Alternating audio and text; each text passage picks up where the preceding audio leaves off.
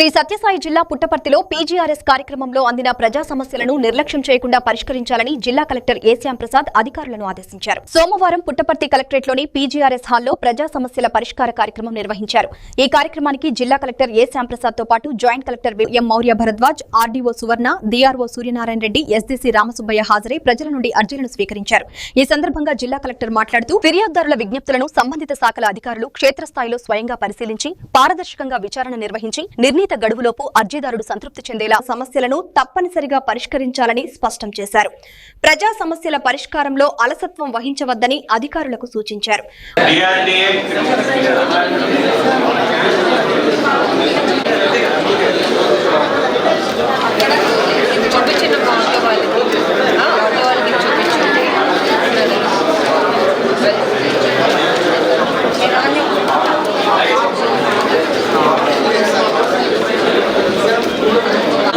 Civil dispute మీరు అక్కడికి వెళ్ళండి ఒకసారి.